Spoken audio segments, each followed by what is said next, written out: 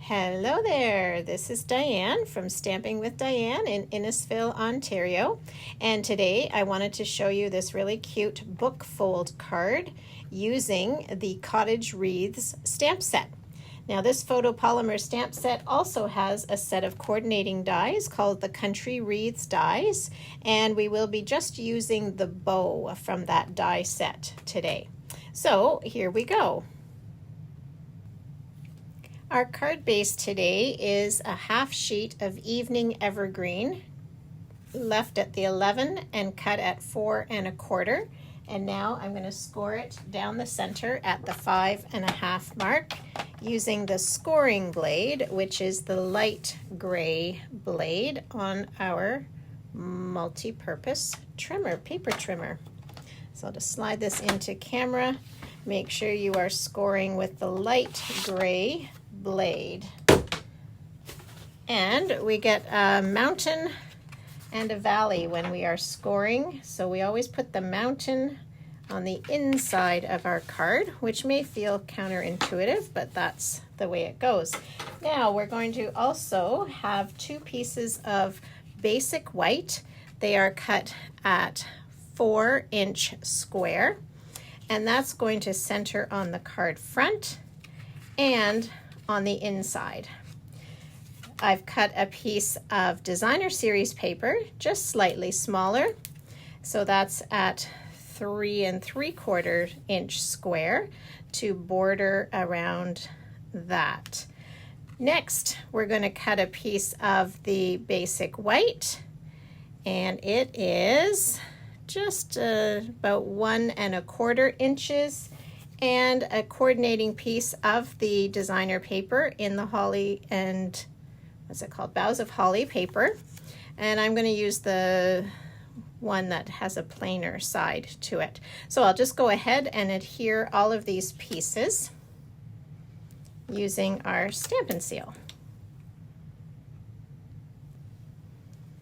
Okay, so I have adhered the DSP onto the basic white and the basic white onto the card front, putting it right over to the right side edge, leaving this border around the edge. Now I've done the same thing. I've lined up my DSP with this DSP and the white with the white, and now I'm going to adhere that on the left side of the card and just line this up, but leave a space down the center. And there we go. So we're trying to line up this top edge and the bottom edge as best we can. And here is where I now will score the book fold edge. I don't like to score that in advance. I like to get it all set. And then once I've glued it on, then I can tell exactly where I need that score line to be. So now I'm just going to come along here again with my scoring blade and score that edge. On the inside now is where we want to, creasing this back, now I want to adhere this side down. So my choice for this is to use our tear tape. I love to use this for these nice straight edges, and when I need a solid, nice and strong. I just need it nice and strong. So I'll put that should hold that outside edge, and I shouldn't need anything on the inside. Little trick, give it a real good press with your bone folder, and either take your pick or your fingernails to pull that up. And let's fold that base in place. All right, now we're ready for some stamping. I have the inside of the card, which is going to fit here, and we are going to dress up the corner. And I have a front piece, which is going to go here. So this is where we're going to use very simple stamping. From the Cottage wreath set, there are 2 beautiful wreaths. There's the more leafy one and the more, I'll call it branch look. So I'm using the leafy one, and you can see it is a distinctive stamp. It already has shading on it. So I'm going to use our evening evergreen to coordinate with the card base. And this is going on my smaller square, which is 3 inches. Yes, a 3-inch square. Now, the wreath you'll see is not quite a perfect circle. It's a little bit more oblong in one direction. So you decide how you want that to sit. And I'm going to just center that the best I can. Give it a nice firm press with the distinctive stamp. You want to make sure you're getting all of that layered color in there. Beautiful. Next, we have 3 little holly berries. So I'm bringing in my real red to do my holly berries, and I'm just going to randomly stamp those around on my wreath. And I am inking up each time so I get a nice bright red.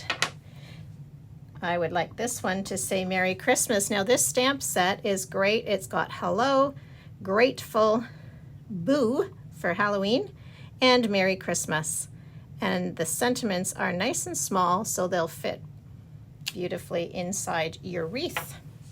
All right, let's decorate up a little bit on the inside. So I've chosen, there's a few little leaves here, and I'd like to put those down in the bottom corner. I'm going to pull out some old olive for this one, just because, whoops, I missed that one a little bit. Let's flip it over and try it again. Much better. And I'll put a couple in here as well. And let's do one more down in the corner.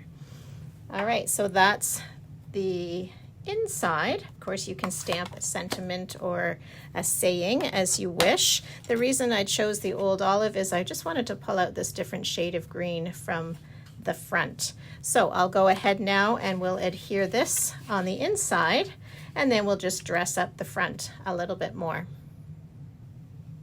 So our inside is adhered here nicely. Now if you wanted to, you could actually put another white piece inside there so you'd have more room for writing. Now on here I thought we were going to corner round this because it's a little bit too much square. So I'm going to use my 3-in-1 punch here, and we can do a corner round on this punch. Oops, sorry, I better set it down on the table.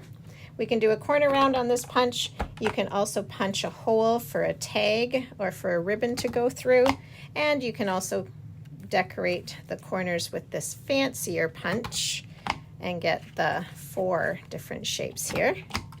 Now they do pop out the bottom, so you want to get those off your workspace. And that's going to come on the center, and I just like the way that softens that down a little bit. And then I've taken a piece of our gold foil paper and used, there are 2 dies for bows.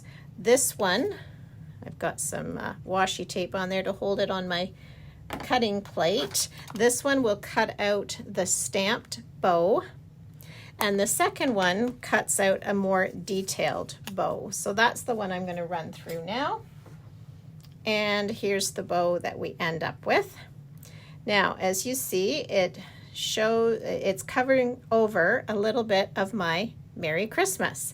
I don't want that to happen. I could put it down to the bottom. I could have moved my Merry Christmas, but I'm at this point now. So what I'm going to do is just take my snips, and we're just going to snip this edge off a little tiny bit. So I'm just adjusting the length of what would be the ribbon on this bow. It does have a nice shape to it, so I'm just maintaining a little bit of that shape as I trim it down. And there we go. So let's go ahead. We'll adhere the front onto our book fold card. I could use dimensionals here. I'm choosing to keep this one flat, and I think we'll use a glue dot for our bow. And again, we've just shortened it a wee bit so that it fits really nicely. I think I'll use 2 glue dots. I like this bow. There's quite a bit to it, so it makes it easy to adhere those glue dots. We'll put this up here. And you can still read our Merry Christmas. And I'm going to dress this one up with a few of our metallic pearls. They come in silver and gold. They've got a nice dimension to them. Your pick tool is here, and I'm going to choose just to slide some off onto the edge. So 1, 2, and we'll pop one up in here, and 3. And there you go. There you have it. A really cute Merry Christmas card using the Cottage wreaths. And now I wanted to take a moment and show you another sample I've made with the Cottage wreaths. This is again the same bow, the same wreath and the same bow. Decorated this bow with a little bit of Wink of Stella, put an embossed backing, and this is one of the stand-up cards. So it has a base inside, and then you can put your greeting on the back side, and it still folds nice and flat that you can pop it in your envelope. One more version of that. This one I used a gold embossed